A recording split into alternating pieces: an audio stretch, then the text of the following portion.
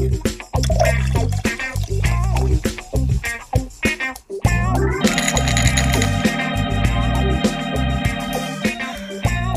Nicole. Hi, Bim.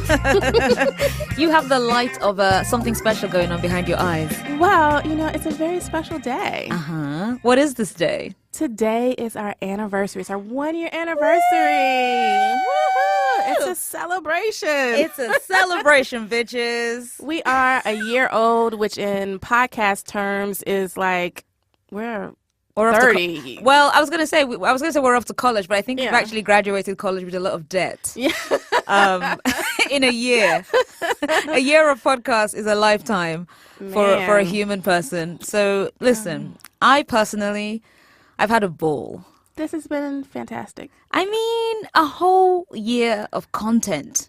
I mean, that's a lot. That's a lot. I mean, I scrolled through on our Tumblr, looking at our episodes page, and I was counting, and despite myself, I was impressed by myself. I was like, wow, you and I have done some amazing work here. We should be very proud of ourselves. Yeah, I mean, I am proud. We've done some good work, and, the feedback from our lovely Thirst Buckets is always so moving and sweet and thoughtful and thirsty. Yes, the key thing. It's like, there's always like, it literally does come in a bucket. It's just like, oh, there we are. Like, I love receiving the Tumblr messages, the DMs, the emails, the voice notes, even though I love it because we were like, guys, the whole voicemail system is just for Thirst Sommelier. And some of the Thirst Buckets were like, or just a regular fucking voicemail. And I was like, you know what? I respect that. I hate it, but I respect it.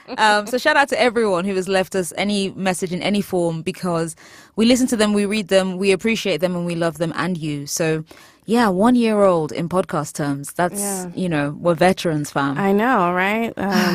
Who knows what's next? Who knows, indeed. I'm very excited to even imagine, though. And just to be clear, this is not our final episode. It sounds like we're like making this a final, but we still have half a season left to go. Seriously, this is not it's not even a final countdown. It's literally a celebration of a year of making this amazing, wonderful, life-changing podcast. For us, I mean, life-changing for us. That sounded incredibly braggadocious. So, guys, I know we changed your lives, but what I mean is we changed our lives by making this podcast. So we're just happy to celebrate that. This is not the end, okay? Repeat, this is not the end. Not the end.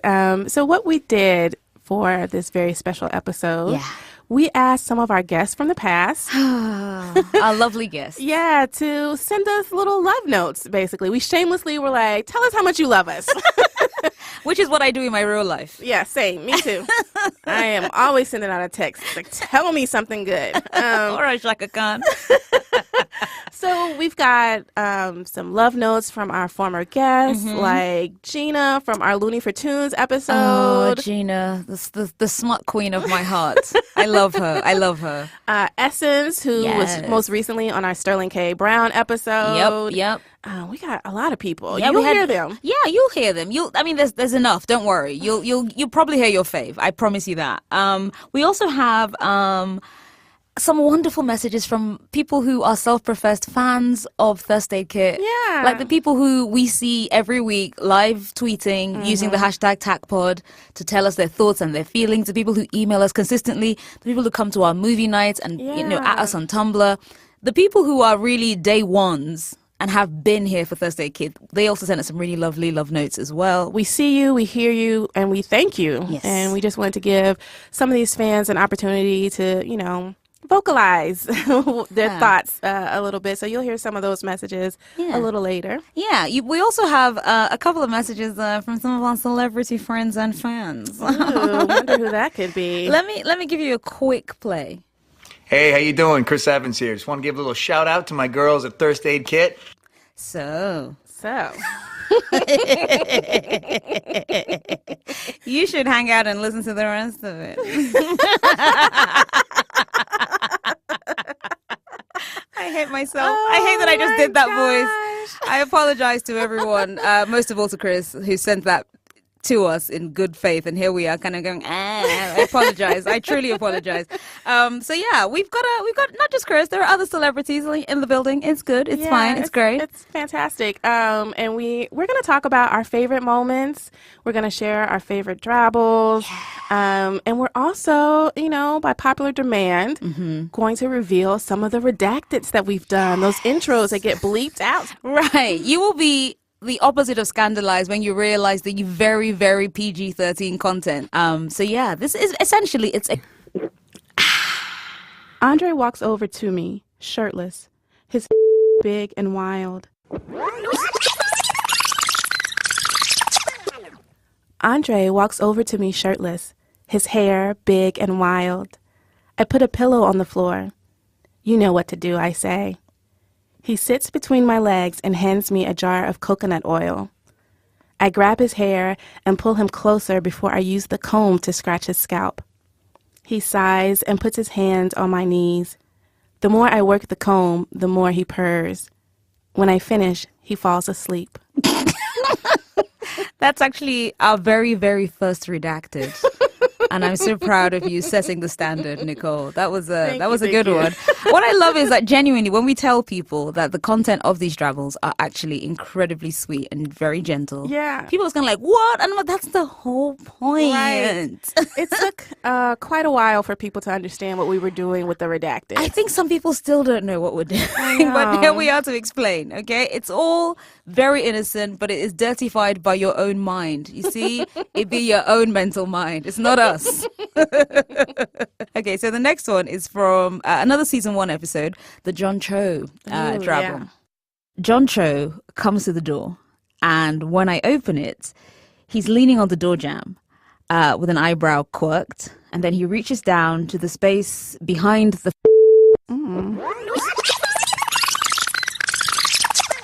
and then he reaches down to the space behind the plant, and then slowly he straightens his back. And then he reveals a helmet. My heart is racing, but I say yes, and we walk towards his motorcycle. He lowers himself first, then I climb on behind him. My arms are snug around his, and I kind of tighten my grip, and we begin to move, slowly at first, then faster still. One of John's hands covers both of mine, just for a moment, and then lets it go. I hate myself even just doing that in that voice. Ridiculous. Oh my God. Yeah. Shout out to you, John Cho. We still want you to come on the show, man. Yes, our patron saint. Our patron saint. But we have another patron saint. We do. And that is Keanu Reeves. Yeah. The man who is still your lock screen. He is. I don't know when I'm going to change it. I really You never don't. will. You're going to be like a 90-year-old lady. I'm like, Grandma, who's that? It's Keanu Reeves, child. One time I was in the grocery store and this little white lady was behind me. She saw, my lock screen was Keanu and she didn't know who he was. So she was like, oh, is that your husband? And I said, yes, ma'am, it is. Wishful thinking up in this bitch. I love the way he was so full, like, yes, ma'am. That's exactly who that is. Mr. Reeves. I am Mrs. Reeves. Yes. Amazing. So here's the Keanu drabble. So here's what I would like to do with Keanu. And I don't know, it just always gets me. I think it's because it's like with. Yeah. I would like for us to go apple picking. And then I'd like for us. Sorry. And then I'd like for the both of us at the same time to reach up and grab apples. And then we take those apples home and then we juice them together. It's still so wrong. So stupid. Then we drink cider, like a lot. And then, sated, we gaze upon one another, mouths wet from what we've just finished drinking. Then he kisses me on the cheek for long minutes, all over my face, all over it. Then we hold hands and sit quietly together. Then he reaches across, because, we've separated a little bit. Right. He reaches across and very gently he caresses my and then he says to me in his beautiful voice, that was some damn good I genuinely think that is my fave ever redacted. We made this into a little video. We did. Yeah. Oh my, well remembered. Yeah. People love that video. I love that video. Yeah, I did too. You were a great actor in that video. At one point, I can't remember which one it is, but your eyebrow jumps about 6 feet. And it makes me laugh every time I think about it. Oh, we are so ridiculous. I Truly love it. ridiculous. Truly ridiculous. Anyway, you have another one. A truly, truly great one, which again, once listeners find out what it was, will be like, huh? It's from the Mark Ruffalo episode. Yeah. Oh, good old Ruffle Fluff. I love him. I love him. I really do. Yeah. And this was a very good redacted. Take it away, Nicole. Thank you. Okay. Mark holds my in one hand. Mark holds my ankle in one hand while his fingers tease the air next to the arch of my foot. I squirm, but his grip is strong. I tell him, if you tickle me, I'm gonna pee. He flashes me the devil's smile and tickles my foot until I am giggling and in tears. Yes. Again, go back and listen to that because it sounds a lot filthier. That's the magic of our producers who consistently sprinkle stardust and magic over Nicole and I's utterings and makes it truly something special. So thank you to every single one of them. We appreciate your work. Yeah, thank you, Eleanor Kagan, Julia Furlan, Agaranesh Shagre, Camila Salazar, TK Dutes, Meg Kramer, Meg Dietrich, and Everybody else, everybody man. else. Everyone Everybody else else who came in. We love you. We miss you. And we would not be here without any of your assistance. So thank you so much. That is right. Happy 1 year anniversary, Nicole Bim, Thursday Kit, podcast extraordinaires. Hope you celebrate in as much style as I know you have. Lots of love from me and Larry. Hello. We loved being on your show to talk about hot Asian men, our problematic queer crushes, Janelle Monáe, and also JC Chazé. Can't wait to be back on with you both. It's so important that you guys have created this space for women, especially women of color, to talk about what we want. Because if we don't care, then there are very few other people that will. I especially love when Bim will whisper, bitch. I just love that. I love when Nicole's Southern accent comes out when she gets really excited. I love that I can turn on Thirst Aid Kit and just surround myself in this wonderful, warm, happy feeling that provides me with so much comfort and joy. Thank you, ladies, so much for nurturing and rewarding all my thirstiness over the last year, which I consider a great consolation prize for the fact that I still don't know what Quicksilver's mouth does. So this next segment, Nicole, is full of our favorite moments from the annals, the archives of Thirst Aid Kit. Our first one that we're going to talk about is Oscar Isaac. Yes. The first episode of season 2. Yes. What a return. What a triumphant return to the airwaves as we came back just resplendent in our lust. It was a good episode. It was. The reason why it's one of my favorites is because we helped shed a light on who he was for our audience. So many people were like, I didn't even know who he was. Right. You know, I'd seen him on Twitter, you know, like GIFs and stuff like that, but they didn't know what he had done. Somebody was like, oh, is that Oscar Isaac? I've only seen him in that GIF where he licks his fingers. And I was like, that's not a bad legacy No, for not Oscar. at all. It's also one of my favorites. Right. But, guys, he does have a name, okay? His face is up here, guys. But I was very happy about this episode as well. I love it because independendly, we both thought, oh, this is a good filthy episode. And I love when we have simpatico thirst because we were like, what episodes do we like? And we wrote them down, and then come to find out we wrote down pretty much the same thing because Nicole and I are the same person, the same filthy, dirty, you know, very thirsty person. So what about this episode do you remember and like enjoy, Nicole? So I remember most talking about the, you know, I don't want to say it's a bad movie, but, you know, it's not great, Bob. It's not great. It's not great, Bob. Talk to me about In Secret, Nicole. Look at you already blushing. I'm so into this. Go on. Again, it's not a film that I can strongly recommend, okay? This feels like the subtitle to Oscar Isaac's career. I can't necessarily recommend it, but he's good in it. It's called In Secret, and it is based on Thérèse Raquin by Emile Zola. And it is about a sexually repressed woman who has a torrid affair and ruins everybody's life. I'm in. Yeah. And it's, very familiar, right? I mean, what now? If you have read literature I that see. deals I with see. the sexually repressed woman as written by a man, you know that she's going to go on and the consequences of her actions will ruin everybody around her. Sex equals death. Sure. Yeah. Okay. So, in this film, Therese is Elizabeth Olsen. Oscar plays Laurent, the man that she has the affair with. Sure. And her husband is Tom Felton. From Harry Potter. Yeah. Okay. His Draco Malfoy. Yeah. Okay. I didn't watch those. I know you didn't. It's fine. Okay. In the scene that I'm going to play for you, Laurent is painting Camille, played by Tom Felton. Therese is sitting in the corner being the dutiful, quiet wife. Because that's another theme that's prevalent in the novel and in the movie. You have to be quiet. Don't make a sound. Be very quiet, right? So, push everything down. Don't whatever. Sure. Laurent is telling the story about a deaf model that he was painting. And because he could not verbally communicate with her, he had to touch her to move her into the position. Sure thing, Laura. Yeah. Okay. All right. He had to touch her to move her into the positions that he wanted. One afternoon, I wanted her legs to be a bit wider. So I went to move her knees apart with my hands, but my touch was clumsy. And then, on a hunch, I touched the inside of her thigh with the tip of my brush.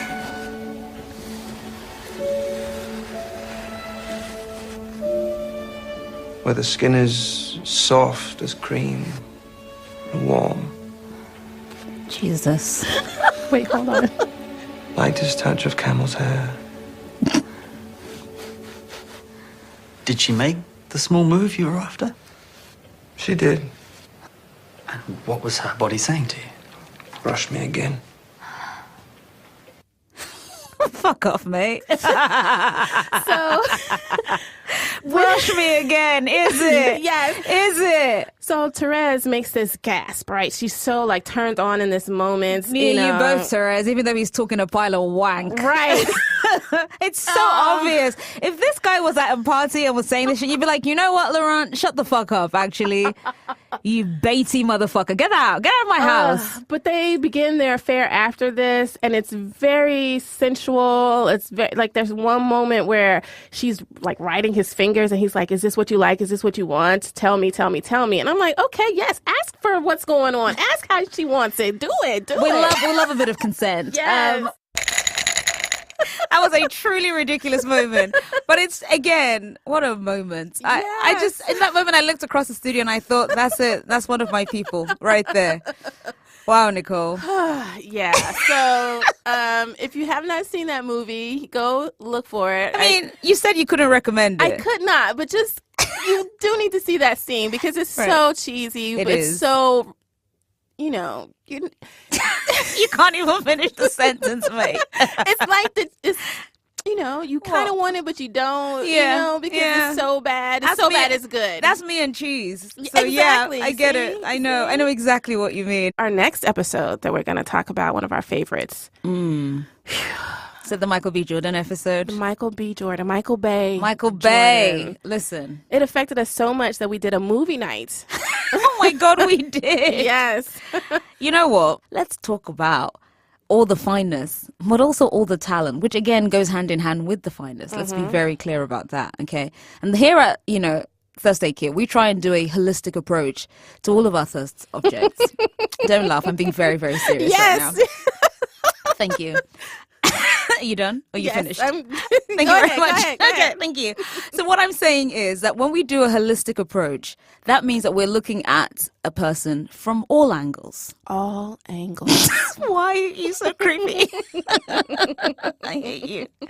But my favorite bit, and it turned out to be a favorite bit for so many of the people who listened also, was when we've been discussing his career and his face and his arms and his everything. And then we got to talking about Creed.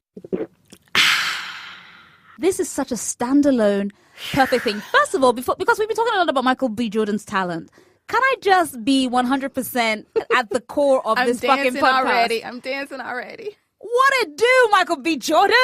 Oh my goodness! Wow, the physique on what was his name? Adonis. Hey, the physique on Adonis Creed. Wait. I can feel a guttural auntie laugh coming up from my guts. Hold on. Oh man. Oh my God. There's a scene. Tell me about the scene where he is running through the streets of Philadelphia. Yeah, he is. Like he's getting hyped for himself. Yes. Like he's training and he's got like all of his, confidence on him, and he's running through the streets, and people join in and are like on the little dirt bikes behind him and all this stuff. I'm actually shuddering in my chair right now remembering this. I'm just I'm doing a weird rocking motion. I remember in the theater, like it was contagious from the screen into the audience, just getting hyped for him. Thing is, but his body was covered. He was in sweats. It was early in the morning, but you were still like, yes, you rock those gray sweatpants. Listen, oh my God, my face is hot. He did so much for gray sweatpants, bitch. Oh my God, I was so hyped. Look, you cannot watch this scene without getting hyped. All these little black boys. Knowing the people are behind him makes him run faster. What a metaphor. Come on with bitch, it. Look at this slow motion run. Look at it. Oh, shit. Oh, my God. I feel pregnant. Ooh. And then the Rocky music comes in. Bitch. Oh, shit. Look at the puppet wheelies. Yes. Oh, my God. I'm so hyped. What? Like, tackle your to-do list, bitch. Do it. You better strike through your to-do list. Look at this motherfucker jump. Yes. Shadow box, my friend. Shadow box. Yes. Let's cycling him. Yeah. Oh, he's so hyped. Oh, my God. Jesus wept. What the fuck? This scene is magic. It's amazing. Oh, my God. Oh. Yes. Okay. All right. Seriously, boy. Grab me a fucking cigarette. Wow. This, to me, watching that felt like a sort of cinematic Viagra. But I feel like when I saw that scene, I was hard for hours afterwards. Just muscles tense. Everything just felt alive. I felt like I was buzzing. I felt like I was... Yes. It really was God. I had to catch my breath. Oh, my God. One of those, like, really good orgasms where it's just... like, you don't even, like... You don't even like really make a sound. You're just, your mouth is just open and your body has taken over and you just like dissolve. Bruh. What's that line from that movie? I felt like molecules. Like I was watching it and I felt like I had disintegrated. Listening it to again. Yeah. Both you and I are hot-faced again. Yes. It's almost embarrassing, but fuck it. Almost, but not quite. That's the key thing. I mean, anyway, it's a perfect segue into our next clip of our favorites. Yes. And this one is very close to my heart because this one also has a guest involved. Yes, one of our favorite guests. I mean, we love them all. Obviously. But I also, my favorite thing is that we love the guests, but my favorite thing is when we put the episode out and listeners are kind of like, oh my God, who the fuck is that? Yes. And in this case, the guest was Gina Moore Barrett. And the episode, of course, was about animated characters, a.k.a. our Looney for Toons episode, which was from the first season. Yes. This is the episode that we would always tell people to listen to kind of get a feel for the show, to understand what we're doing, that we're trying to be, silly while also, doing some actual cultural criticism. Right. And Gina was such a delight. I mean, she's funny. She's got this great, sexy voice. Yes. And, she knows what she's talking about. She's the perv's perv. There is nothing she doesn't know about perving on animation. Like, she really has a very genteel manner of thirsting after her thirst objects. And we were so delighted to have her. It was a very lucky break. She was in town and we were like, hey, come to the studio. And Gina came to the studio and she brought with her a very specific energy. One of my key happiest moments.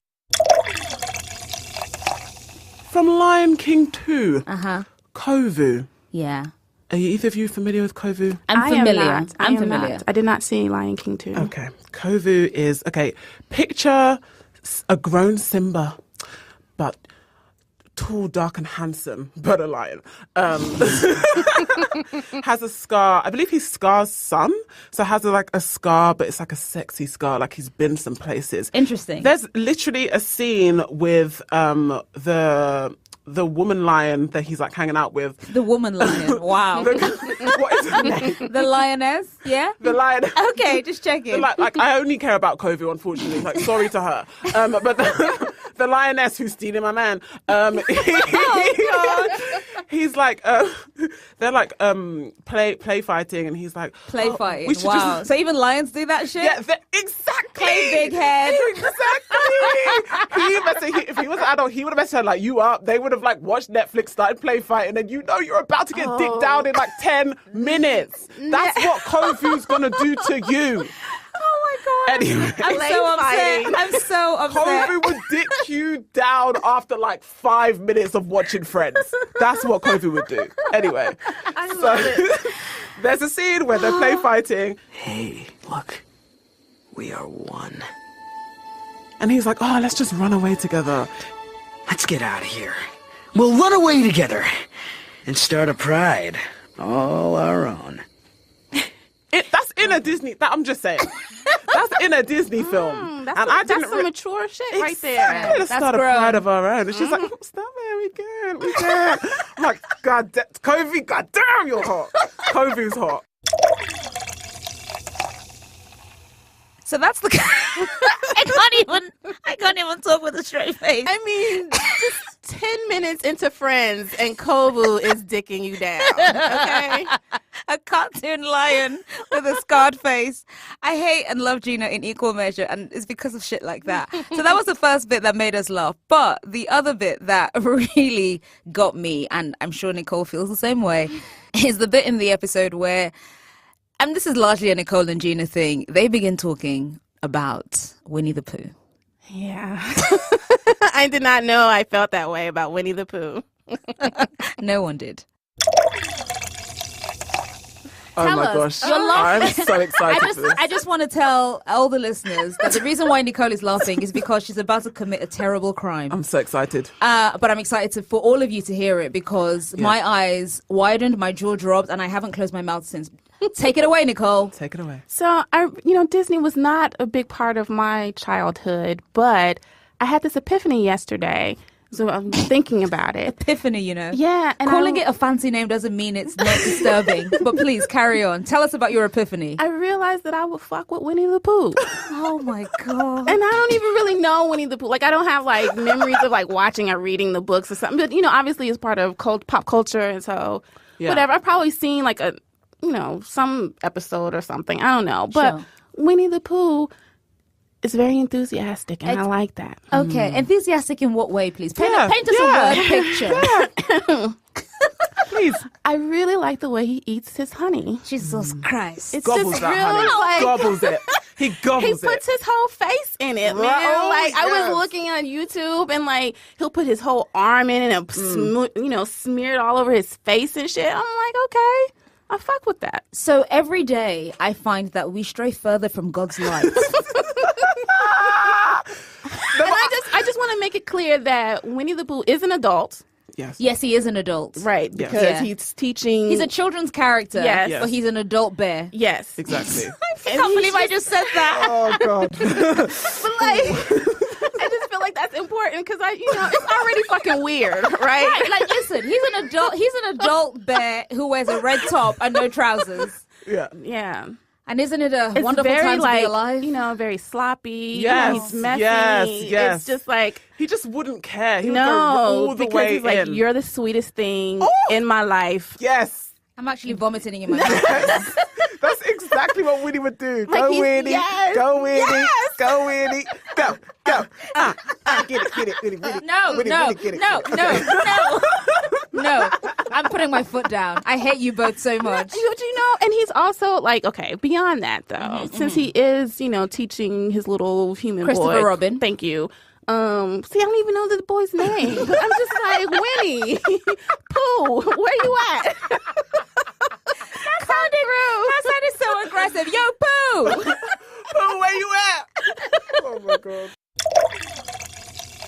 Yeah. Oh my gosh, yes. That was easily my top moment. And I love that Gina was encouraging me. She was was. just like, gobbles it. I kept trying to shut it down, and then little Miss South London in the course, like, yeah, he gobbles it, mate. He gobbles it. I was like, Gina, please, let me handle my Nicole. And Gina was like, nah. And instead, we made Radio Magic. So I'm delighted. It's really, truly my favorite episode, my favorite moment. Yeah. In all of Thursday Kit, because I just at that point I looked across and I was like, wow, a new family was born here today. Between like a kinship was formed between you and Gina. Yes. And oh my gosh. And we got so much feedback about that episode. Oh my God. Specifically about the Winnie the Pooh section. Yes. I mean, most of it was good, or whatever, positive. And then, we had people like, oh, how did you not talk about anime? And yeah, I remember that. And then we had some people who were like, well, why are you saying that it's weird to like cartoons, be sexually attracted to cartoons? It's like, we're not saying any of that. We're saying the reason why there was no anime is because shockingly, Nicole and I don't watch anime. Right. And the reason why you may have felt that way is because we're taking the piss a little bit because, cartoons are cartoons. So we get to make jokes. But anyway, all of that to say, we appreciate all your feedback. Yes. We've incorporated as much as we can. The key thing is Looney for Tunes is a fucking ace episode. And you should all follow Gina's work. And you should definitely listen to all the episodes, but especially that one. And because we're talking about Gina, we can segue ever so smoothly into a little voicemail she left us in celebration of our first anniversary. Hi Bim, hi Nicole. I just want to wish Thirst Aid Kit a very, very happy first birthday. Your podcast brings me endless laughs, so much joy, and it was an absolute honour to be on possibly the weirdest episode that's ever been done on Thirst Aid Kit, Looney for Tunes. I personally feel vindicated in my opinion of some animated animals being hot, and I'm going to stick with that. Thank you so much again, and I hope there's many, many, many more episodes to come. Bye! I remember in our first planning meetings, just the sound of laughter, like raucous, uproarious, and extremely necessary laughter in these times. And I just want to say how proud I am that that laughter has continued for a whole year. Oh, shit, bitch. Hey. I'm so excited. We're so proud. It's a party all day, every day. Thank you guys for being shepherds of lust and for giving women of color a space to thirst loudly and often. I love you guys so much. You are a balm and a blessing, a joy, a light in my life, somewhere I can come and let my thirst run rampant, be parched but intellectual with it. Hey guys, I'm Rahul Kohli, and I just wanted to give a very special shout out to Bim and Nicole, who are celebrating their 1 year anniversary with the Thirst Aid Kit podcast. I thoroughly enjoyed our interview. I'm doing the same thing again because I know you girls like the whole I just woke up, haven't done my hair, voice is croaky kind of thing. Big shout out to Bim, who's my London girl, and Nicole, who wants to slap me in the face with a boobie. But yeah, congratulations, guys. All the best. Hey, Thirst Buckets, the FabFitFun Fall Editors Box is here. FabFitFun is a seasonal subscription box delivered 4 times a year with full-size fashion, beauty, home, fitness, and wellness products for just $49.99 a box. The Fall Editors Box includes a Hava Mineral Hand Cream, Glam Glow Bubble Sheet Masks, which were my favorite item in the whole thing, Silo Cobra Bluetooth earbuds, which I love because I've been using them to listen to my iPad when I don't want other people around me to know what I'm watching. And the Summer and Rose Britney tote, which I am using today. I absolutely love it. My favorite part of the FabFitFun box is that they give full-size products, like big bottles of stuff. I don't have to scrape out a small sample size of anything. I really like FabFitFun boxes because other subscription boxes sometimes have products that I cannot use as a person of color. And there's always something that I can go out and buy again. So I really do feel like they put me onto new products that I enjoy. And I highly recommend you go out and get a subscription. Sign up for FabFitFun today to get your Fall Editors Box. The FabFitFun Fall Editors Box is in limited supply, and these boxes always sell out. Use our code THIRST at FabFitFun.com to get $10 off your first box. That's over $200 for only $39.99. Sign up and start getting the box for a life well lived. Go to FabFitFun.com and use our code THIRST to get $10 off for your first FabFitFun box. I want to move into probably my favorite part of what we do, and that is writing fanfic wars, the drabbles that we write every week. Man. Yeah. You know, a lot of people confuse this segment for us just writing erotica, right? It's so far away from erotica, Nicole. So far away. And there's nothing wrong with erotica. I enjoy erotica. I read it. You know, sometimes I write it. You know, hey. Oh, hey. But we do something else. Just flat out. It's not erotica, but we appreciate that, you know, maybe it makes you feel some things in special places. That means it's working. Thanks. So we want to talk about some of our favorite drabbles that we've written in this little segment here. I mean, listen, Nicole, I know we put out a poll every week. Yeah. But the thing we always say, and it's very true, is that there are no losers. Right. Everybody wins. Yeah. But I have to say that as a reader and as a writer, your drabbles have made me go back to the drawing board and rethink my own drabble writing life. Like all my fanfic, the fanfic I read now, I'm like, ugh. Yeah, Nicole would also kill this. That's why I wish you watched the shows I watched so I could force you to make fanfic for me. Because I need to read you write Rick and Michonne. That's what I need, but it's fine. Because I'm very blessed in the fandom. I have amazing fic writers doing amazing work. Yes. But I would also love to see yours. The key thing is, I love your work. So I'm very excited to see which of all the drabbles you've written over the course of this year have been your favorites. Wow. Well, I'm going to pick some from season 1. Oh, okay. I mean, I have a lot that you do. So many. That I enjoyed writing and enjoy sharing and enjoy getting the feedback from our listeners. But there are 2 that are emblematic of how I feel about love and sex. Go on then. So the first one is the John Cho one. Oh my God. Yeah, I remember this one. Yes. Disgusting. Oh my gosh. I remember being laid out on the studio floor when you finished this and I was like, this bitch.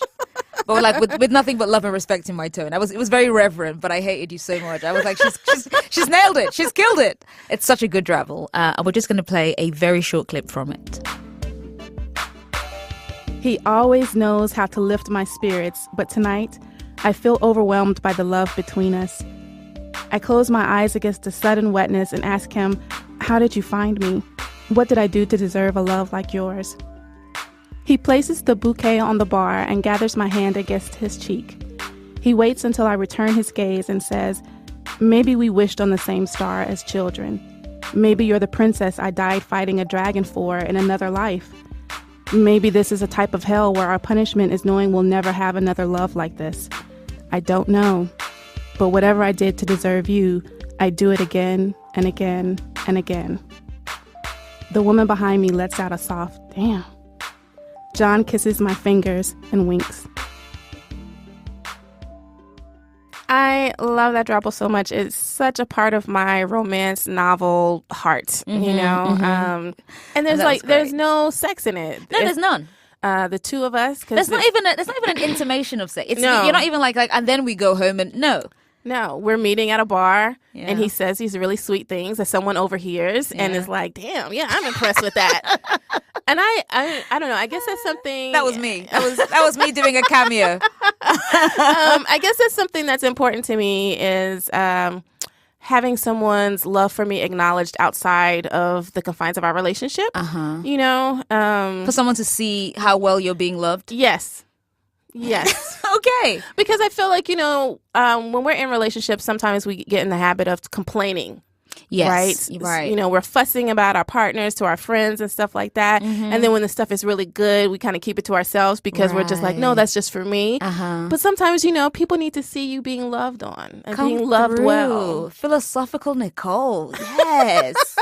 People do need to see you get loved on. Yes. Yeah. And it's also important for people to see Black women being loved on. Bitch, yes. I agree. Yes. The fictional John Cho, you did that. Yes. If I do say so myself. You did. You did. Clap yourself directly on the back. That was you.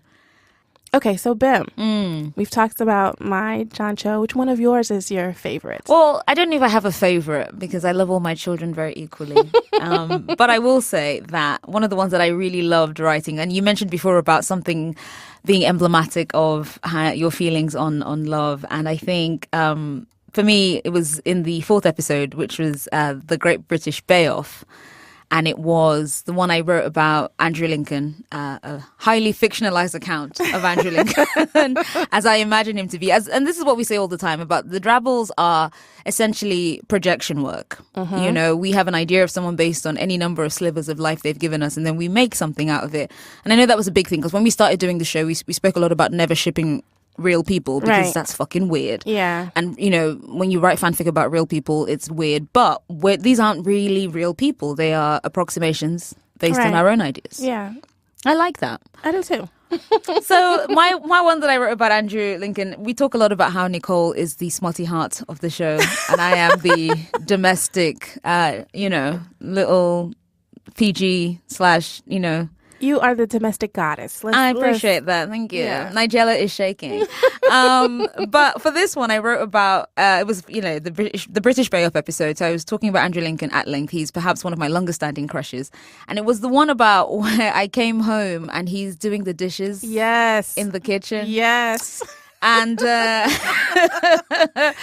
think there's like a whole bit about his broad back. And I just kind of,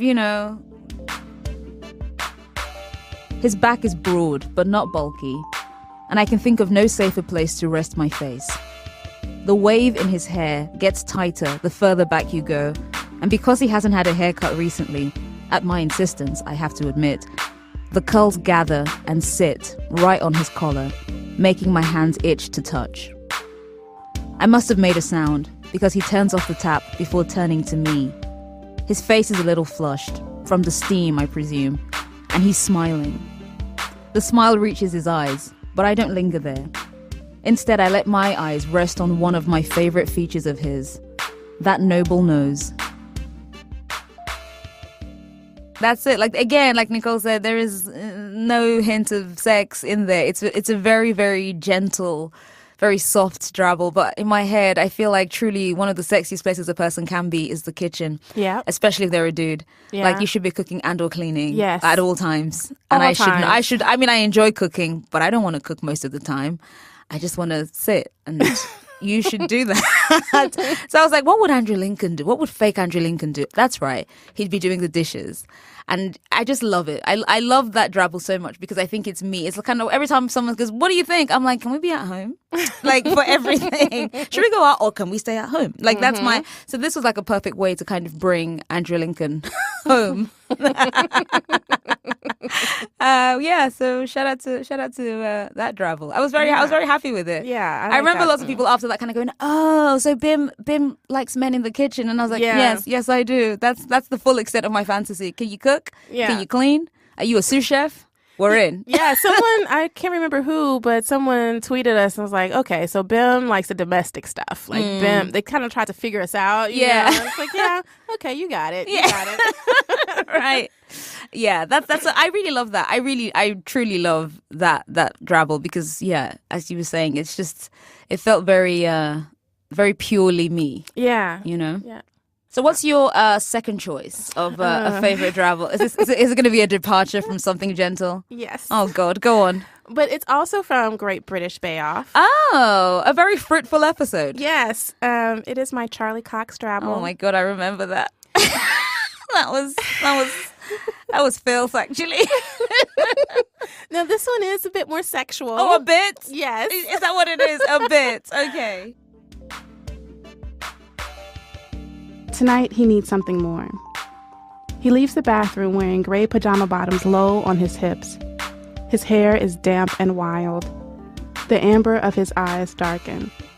His focus on me is sharp, and I move to the edge of the bed, ready to stand to meet him, but he tells me not to move. He reaches me and kneels, spreading my knees, and without another word, he presses his mouth against me, his tongue knowing and warm. Catching my breath, I grab his hair and pull his head away, a little harder than I should, but I know that's how he likes it. His mouth shines in a way that sweets my heart even more. Please, he whispers. Wow. Yeah, indeed. My face is hot again, just thinking about it. So in that drabble, Charlie had come home after Charlie, you know. Yeah, Charlie. He'd come home after working on set at Daredevil. And he'd had a bad day. Right. And, he wanted to feel better. And so... Shut up. So the way that I could help him feel better... How could you do that? Tell me. Is to allow him to give me pleasure. It's such a... I hate you. And that is very important to me in my real life. That men feel good when they are pleasing me. Right. I feel like that should be... Their joy comes from giving you joy. Yes. Right. Their main purpose. I see. Is to make sure that I am happy and then they are happy. Once again, psyches come here to be peeled back. Wow. And, consent obviously is important. For sure.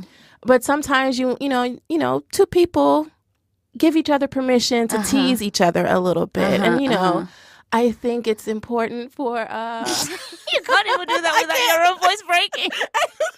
You tried to stay in character as some fucking sex therapist, and you're like, no, I can't do it. I can't do it. No, I just like for men to beg me. Okay.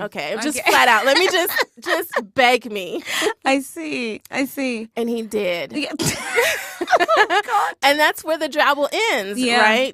Because again, it's like, what's going to happen next. We don't need to explain it. Right. We're all adults. And then, like we've said, we are, even though these are fictional people in the drabbles, we are talking about real people that we might one day potentially meet. Right. And even if we didn't meet them, it's just weird to have like shit out there. Yeah. About like a truly fake scenario. Right. That you have had no input in. Right. So why go down that road? Because it's like, we can't have Charlie come into the studio and then he's like, yeah, so you wrote about me eating you out. Right. No. It's like, Charlie, where did you get that idea? No. I think that's basically it. There has to be a line. And much as in like some of the best fanfic I've ever read has been Fade to Black. I think that we respectfully fade to black because we're respectful people. Yeah. Professional, actual journalists. Yeah. Doing some real writing. So, yeah. Yeah, but that is one of my favorites. Now, Bim, you have one more favorite drabble. So this was very difficult for me because I was weighing it up. I was like, who do I want to write about? I mean, who do I want to talk about that I've written about? And it was a toss-up, actually. It was from episode 4 of season 2, which was our Golden Bays of Hollywood. Oh, yeah. Which is, I wrote one about Paul Newman. I think we both did Paul Newman that week. Yes. Because sometimes there's a clear head and shoulders person we want to write about in a group episode. Absolutely. So it was between that one and the one I wrote for the second season as well, but episode 12, which was Mark Ruffalo. Ooh. Yeah, and I couldn't decide. It was very hard, but in the end, I went for Mark Ruffalo. Okay. Because, it feels more urgent. Sorry, it just does. There's a hotel room which feels always illicit and very hot because it's hotels. Like, that's where you go and you don't make your own bed, which for me is the height of decadence. And it's raining and, I put more of myself in this drabble because the me in this is also a writer, lol, and is struggling with edits and rewrites. And, I think at the time I was finishing up my first actual play. So again, there are some weeks where I'm like, this is completely fictional. Others where I'm like, put your whole self in there and call this character Bam. And we're going to pretend she's fully fictional. So yeah, but anyway, I'm working on my important play and I'm crossing it out and the manuscript is looking, slightly healthier, I guess. And there is Mark. He's just happy to see me. And obviously I'm happy to see him. The words to politely decline housekeeping died in my throat when I opened the door. There stood Mark, curls disheveled, a tired smile on his lips. I launched myself at him before he'd even had a chance to prepare, kissing all over his face in sloppy welcome. I thought you couldn't make it, I said breathlessly after releasing him and pulling him into the suite. Well, I couldn't, he mumbled slowly as he shook his head of the lingering rain. His hair was longer now, with more grey and as curly as I like it. But then I could, he continued. You're only here for 48 hours, so here I am. He asks about my work, which is very important. I just feel like if you're with someone, they should know some shit about your life. Yes. Right? Yes. And so the best thing is after we kind of, we meet at the door and whatever, he orders food for me. And I think, again, I'm really looking for a caretaker. In general, in life, I want to do as little as possible. I am deeply lazy. Ask my mother, who's always kind of like, how do you even live? And I'm like, you know what? By the grace of God. I'm always relying on the kindness of strangers. Shout out to Blanche. So I feel this drabble, again, is a perfect encapsulation of my wants and my dreams and my desires in life. I want to be a very famous playwright who has handsome dudes come to her hotel room and, order food. That's literally the dream. That's it. That is the life. Truly. So yeah, that drabble was, again, very fully of me. But I really like writing it as well. Yeah. And then I really like what I ended up with. Yeah, it was good. Yeah, thank you. I enjoyed it. Yeah. Shout out to Mark Ruffalo. He inspires that kind of shit as well. He does. Yes. It's that chest pelt. It does its work. All right. So we had John Cho, Charlie Cox, Andrew Lincoln, Mark Ruffalo. Now, if you listen to those, go back and listen to them completely, right? And you will see that we enjoy men who are romantic, supportive, a little selfless, sure, and domestic. Yes. Okay, so, That's it. When you think about fanfic and you think about writing these drabbles and what women really want and all this kind of stuff, just remember we have laid it out for you very clearly. Truly. We've given you like pure DNA here. You can go off and create. We've given you the building blocks of life. Like, go forth and get it. Get your life. So if anybody out there, obviously these men are unavailable in many different ways. Can we be very clear on that? Yes. Many a time they're married very happily with their children. Right. But if you've got a cousin that looks like Mark Ruffalo, if you've got a cousin that looks like Charlie Cox, John Cho, Andrew Lincoln, somebody. Anyone, go back and go listen to all of our drabbles. If you can create some kind of avatar based on that and they're a real person that you know in a real life, send them my way. The address is firstaidkit@buzzfeed.com. Just send me a quick headshot. I'm going to go, hey, Bim, question. That's all you need to do. Yeah. Same for Nicole. Just, hey, I read your drabble about Ryan Coogler. Here's my cousin, Tim, whoever the fuck. Send it along. Let's see. Send them along. Let us know. And, who knows? Who knows? We might be having babies soon. Listen, we could be your sister-in-law right this minute. It's up to you. It's entirely up to you, listeners. But yeah, I love our drabbles. Yeah, I do too. And I'm so glad we got a chance to do this. Me too. I like to rehash the process. Yeah. Listening to Thirst Aid Kit is like having drinks with my girls from around away. I cackle along to every episode like a dirty auntie. Thank you, Bim and Nicole, for creating a loving, authentic space where we are all free to joyfully express our lust. Just keep putting good stuff out into the universe, like Sterling K. Brown and Sterling K. Brown and also Sterling K. Brown, and things will honestly keep happening for you guys. You all are doing an important service for America and people all around the world. You're probably saving relationships, if we're honest. It's always just so refreshing to hear two women, especially two Black women, two women of color, talking about who they love so unapologetically. It's just... Bim, obviously this is a very special episode, right? This is a little outside of what we normally do. And we have maybe, one more surprise. We do. Yes. I'm very excited. So a lovely listener, Jenny, reached out to us to let us know that she and her boyfriend, they listen to Thirst Aid Kit all the time. So that's a real thirsting activity there. Yeah. Jenny and Henry. Hi, Jenny guys. and Henry, hi. And Jenny reached out to us and she was like, we want to get married. Mm-hmm. We would love if you could propose for us. We want to do a mutual proposal. Yeah. And we hope that Thirst Aid Kit can help. Can I just say that my heart is very, very full today. This is so sweet. And it's significant for me because Jenny and Henry met in Tennessee. Oh, yes, which is where I'm from. I'm from Nashville, and they currently live in Thailand, and they're just like enjoying each other. It's very sweet. Henry seems to be this kind of Winston Duke, aka M'Baku. Yes.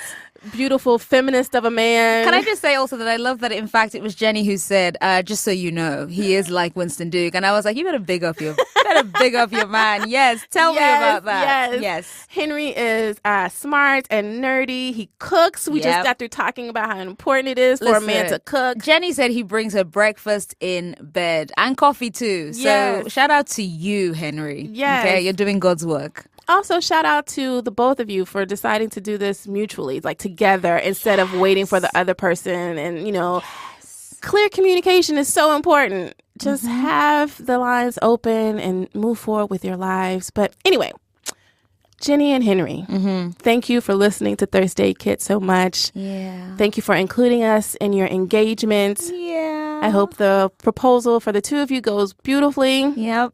And let us know. Send us pictures of the wedding. Send us pictures of the wedding. And can I just say also, because there's someone who loves weddings, happy married life. I think it's lovely. I genuinely, my heart is properly full. It's very warm.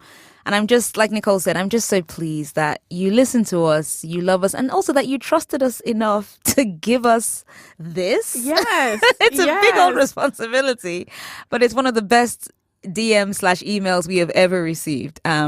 So yeah, shout out to Jenny and Henry and their obviously incredibly blessed union, because now that it's gone through the tack filter, it can only end beautifully. Okay, so let's make this official. Jenny, will you marry Henry? And Henry, will you marry Jenny? Oh my God, the answer is yes. Yes, yes, I will. yes. 1,000 times yes. Get out. You cheeseball. Yes. Oh, that's so sweet. My heart, man. Oh, gosh.